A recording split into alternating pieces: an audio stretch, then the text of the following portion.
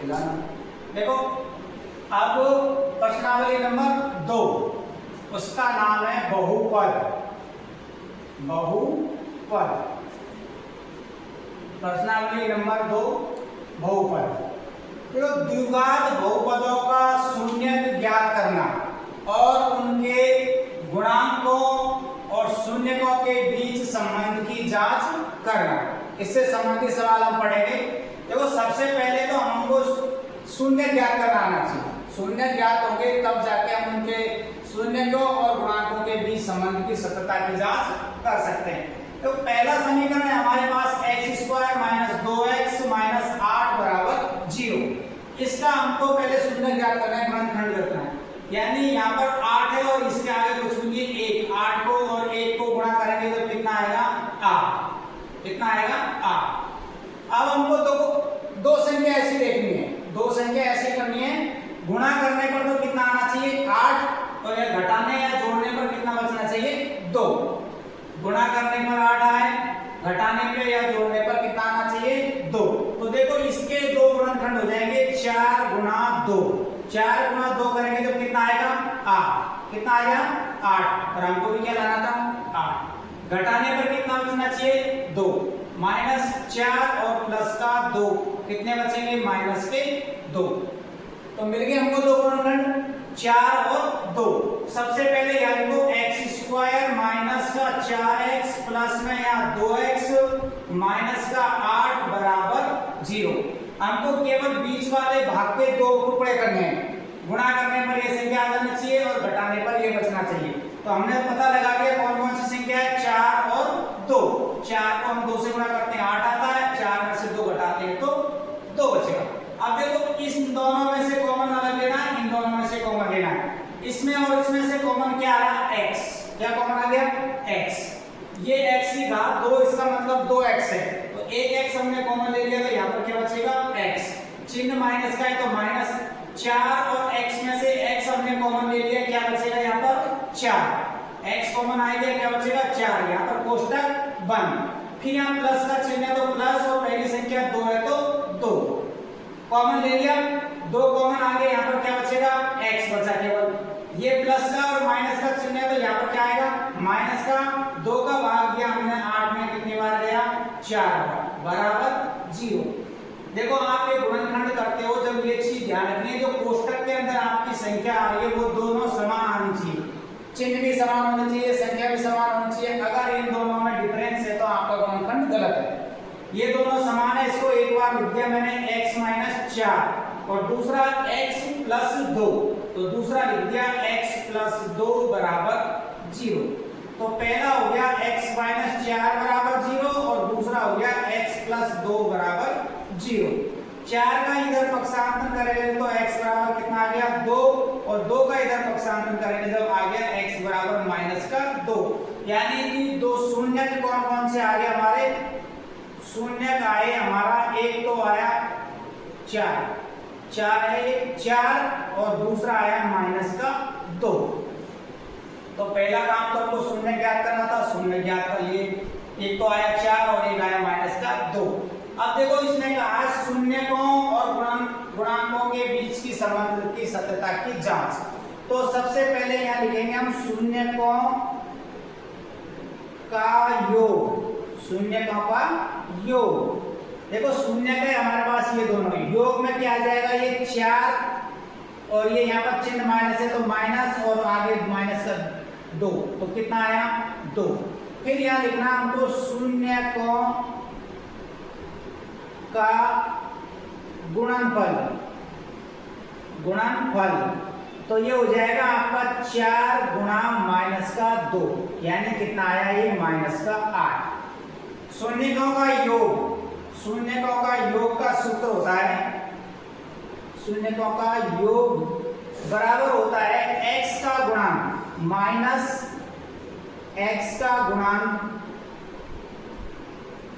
बटे x² का गुणांक, x² का गुणांक। अब देखो अपनी इस समीकरण में x का गुणांक क्या है -2, क्या है यहाँ पर -2। एक्स स्क्वायर का गुणांक, एक्स स्क्वायर के आगे गुणांक क्या है, कुछ भी नहीं है तो क्या मानेंगे, एक। एक्स का नीचे एक लिखेंगे तो देखो इसका मान कितना आया, माइनस का 2। फिर क्या है यहाँ पर गुणनफल, गुणनफल भी ज्ञात करो।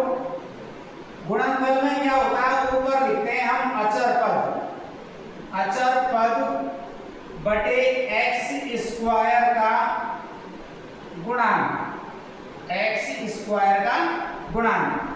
अब इस वाले समीकरण में अचर पद क्या है हमारा, माइनस के 8। अचर पद क्या है यहाँ पर, माइनस का 8। एक्स स्क्वायर का गुणांक, एक्स स्क्वायर का गुणांक क्या है यहाँ पर, 1, यानी कितना आ गया, माइनस का 8।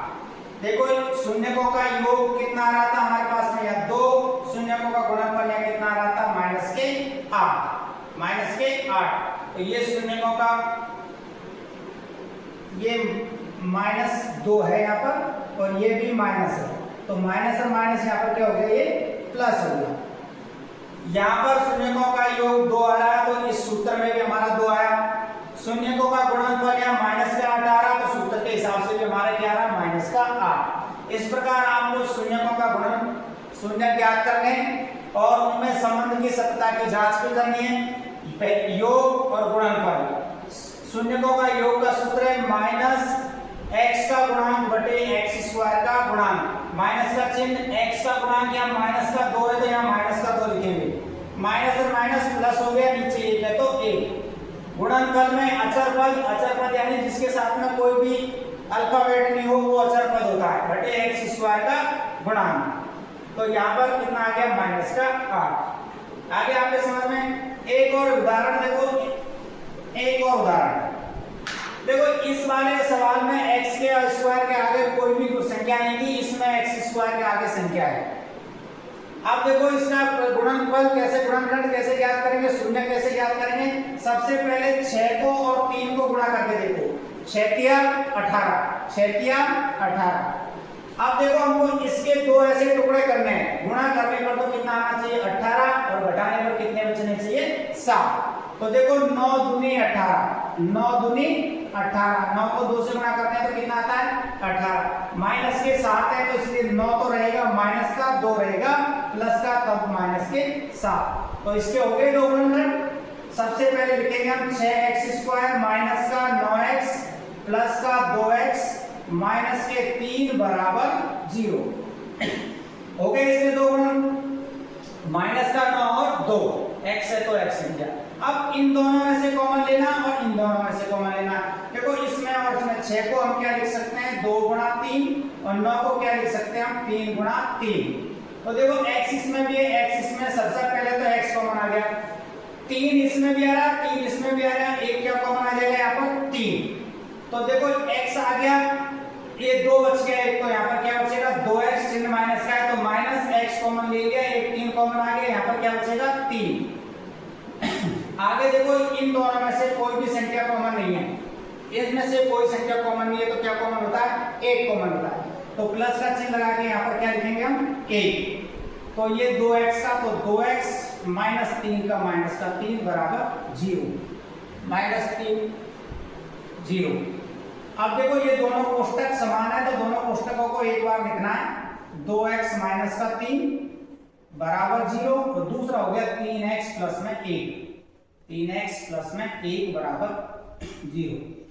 3 का पक्षांतरण करो, 2x बराबर हो गया, ये 3 माइनस का तो प्लस में हो गया, x बराबर हो गया हमारा 3 बटे में 2।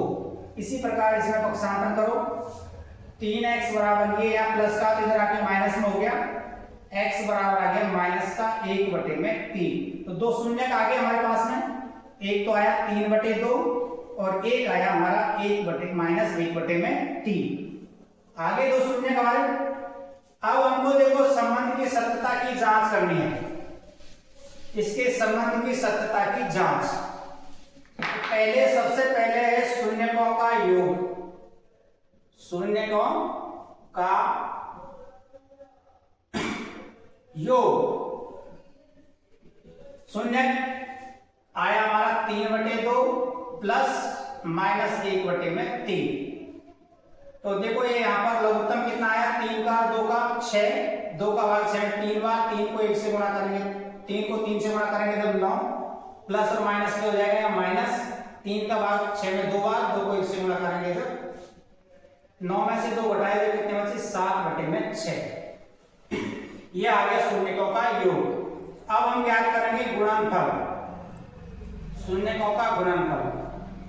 गुणनफल देखो 3/2 गुणा -1/3, गुणा करेंगे, इसको गुणा करो, माइनस का 3 और ये 3 दूनी 6, 3 का भाग दिया इसमें माइनस का 1 और ये 2, माइनस का 1/2।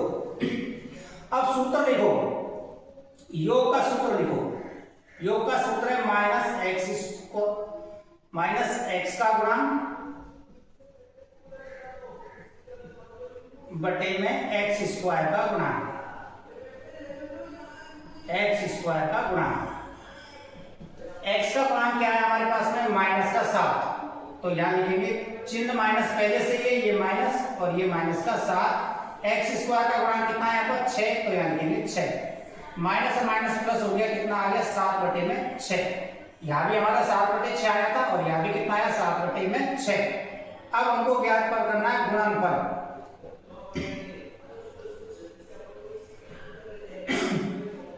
ऊपर है अचर पद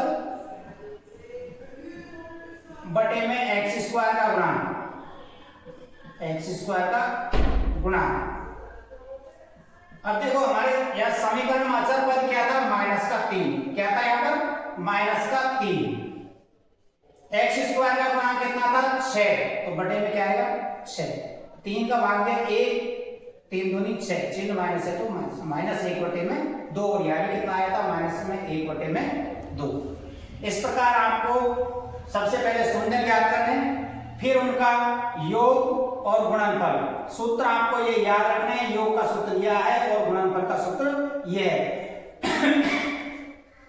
ये याद होना जरूरी है। अब इन्हीं से संबंधित मैं आपको सवाल दे रहा हूं, उनको आपको हल करना है समझ के। पहला example, 4x² minus 4x plus 1।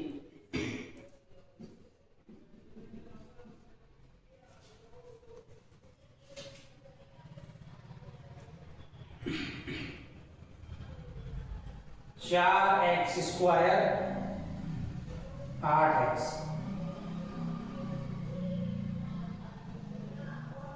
3x² minus x minus 4। इनको आपको हल करके देखना है। सबसे पहले आपको शून्य ज्ञात करने हैं। शून्य की 3 सवाल दिए मैंने आपको, इनके शून्य ज्ञात करने हैं, फिर इनके संबंध की सत्यता की जांच करनी है।